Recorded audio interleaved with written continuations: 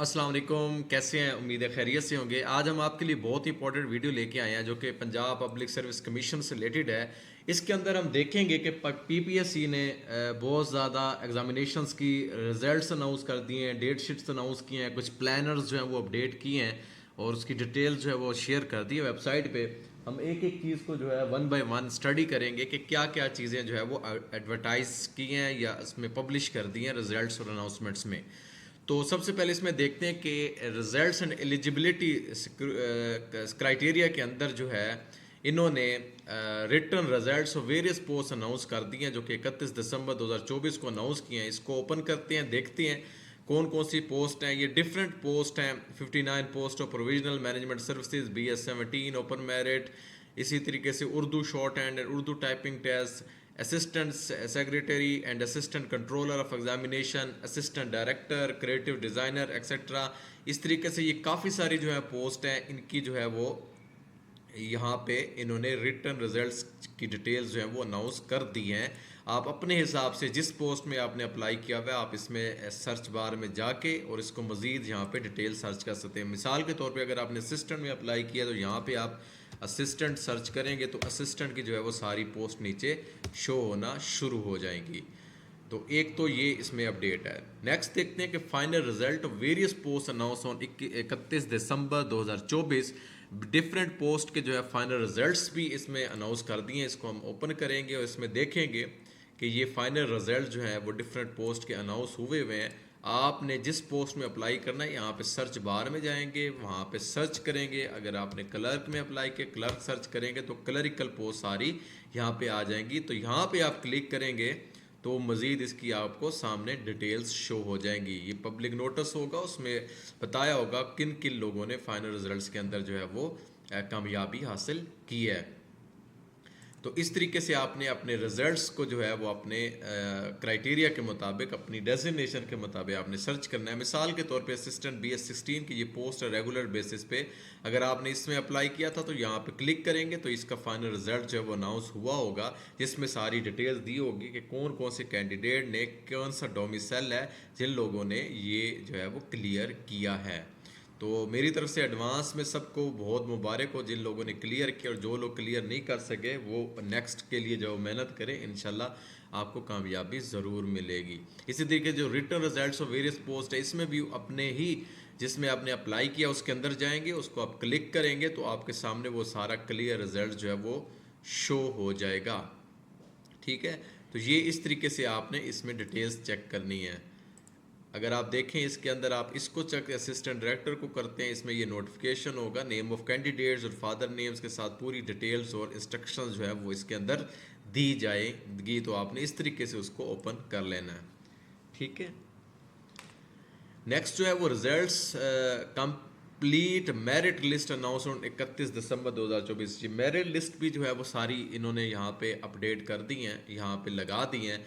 आपने अपनी ही पोस्ट के अकॉर्डिंगली जो है वो मेरिट लिस्ट को जो है वो देख लेना है और उसमें हमने चेक करना है कि आप मेरिट पे आए हैं या नहीं। मिसाल के तौर पे अगर मैं असिस्टेंट वेब डेवलपर की पोस्ट को देखता हूँ, ओपन करता हूँ, तो इसके अंदर जो है मेरिट उन्होंने बताया हुआ होगा कि क्या मेरिट जो है वो आपका बना है। ठीक है, इसमें ये देख लेते हैं। First number of candidate recommend 0 ही हुए हैं और इसके अंदर following candidate could not qualify the interview. सिर्फ इस कैंडिडेट ने इंटरव्यू के लिए क्वालिफाई नहीं किया।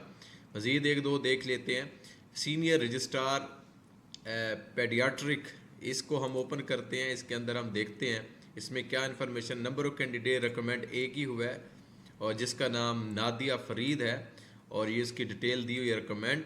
और आगे लिखा हुआ है following candidate could not come in the orbit of selection. ये राबिया अहमद जो भी हैं ये नॉट रिकमेंड इसमें रही है। इसी तरीके से आप मुख्तलिफ पोस्ट अपने ही हिसाब से देख सकते हैं, वहाँ पे मेरिट चेक कर सकते हैं। मिसाल के तौर पे ये मेरिट लिस्ट है एक्साइज एंड टैक्सेशन इंस्पेक्टर की और इसके अंदर जो डिपार्टमेंट था excise and taxation narcotics control था। इसके अंदर जो रिकमेंड हुए हैं 3 कैंडिडेट्स हुए हैं, उनके नाम और डिटेल्स ये दी हुई हैं। इसी तरीके से जो लोग नॉट रिकमेंड हुए हैं उनकी भी डिटेल्स यहाँ पे मेंशन हुई हैं। ठीक है, तो इस तरीके से आप लोगों ने चीज़ों को चेक कर लेना है, सर्च कर लेना है। लास्ट इसके अंदर है guidelines for eligibility and security criteria uploaded on 31 जनवरी 2025।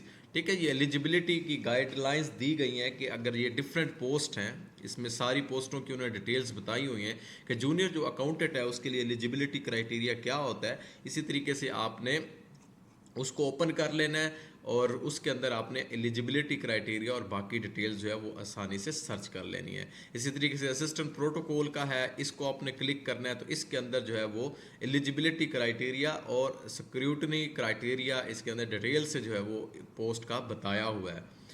तो इसी तरीके से आपने डिफरेंट पोस्ट को जो है सर्च कर लेना है अपने ही पोस्ट के मुताबिक जिसमें आपने अप्लाई करना है या किया हुआ है, तो आपको जो है वो इन्फॉर्मेशन जो है इसमें डिटेल से मिल जाएगी। झीलदार लाहौर की अगर पोस्ट को देखते हैं, इसको ओपन करते हैं तो इसके अंदर उन्होंने डिटेल्स बताई हुई हैं, गाइडलाइंस दी हुई हैं कि रिक्रूटमेंट टू 78 पोस्ट ऑफ झीलदार on contract basis for a period of 3 years in the irrigation department.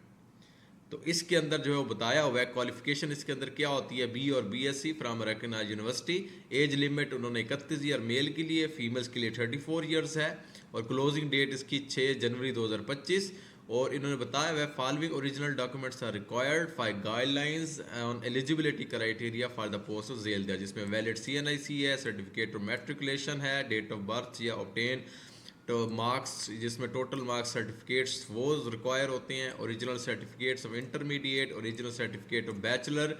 Candidate who do not passes the above said prescribed qualification will not be eligible even by they had qualifier written test। ठीक है, ये अगर document नहीं होंगे तो आपने written test clear भी किया होगा तो आप एलिजिबल नहीं होंगे। डोमिसाइल सर्टिफिकेट इशू होना चाहिए, डिपार्टमेंटल परमिशन सर्टिफिकेट होना चाहिए, डिसेबिलिटी सर्टिफिकेट की रिक्वायरमेंट भी है। इसी तरीके से आपने डिफरेंट पोस्ट के अक्रॉस जो है वो उनका एलिजिबिलिटी क्राइटेरिया और डिटेल्स देख लेनी है अपनी इन्फॉर्मेशन के लिए। मिसाल के तौर पे अगर हमने असिस्टेंट डायरेक्टर में अप्लाई किया तो इसमें ओपन करेंगे, इसकी जो है वो एलिजिबिलिटी क्राइटेरिया बताया हुआ है। इस असिस्टेंट डायरेक्टर जो BS-17 पे ऑन कॉन्ट्रैक्ट बेसिस पे रखा जा रहा है उसके लिए जो bachelor degree civil engineering require थी और मेल कैंडिडेट के लिए 33 ईयर, फीमेल के लिए 36 ईयर। ओरिजिनल डॉक्यूमेंट्स रिक्वायर हैं ताकि एलिजिबिलिटी कैंडिडेट की सर्च की जाए। Original valid CNIC, certificate of matriculation, intermediate, bachelor of civil engineering का सर्टिफिकेट है, डिटेल मार्क्स सर्टिफिकेट होना ज़रूरी है। इसी तरीके से डिफरेंट ओरिजिनल डोमिसाइल होना ज़रूरी है, original valid permanent registration certificate होना जो है वो ज़रूरी है। डिपार्टमेंटल परमिशन सर्टिफिकेट, अगर आप किसी गवर्नमेंट जो है वो इंस्टीट्यूट के अंदर काम कर रहे हैं ऑर्गेनाइजेशन में, डिसेबिलिटी सर्टिफिकेट अगर रिक्वायर तो वो होना ज़रूरी है।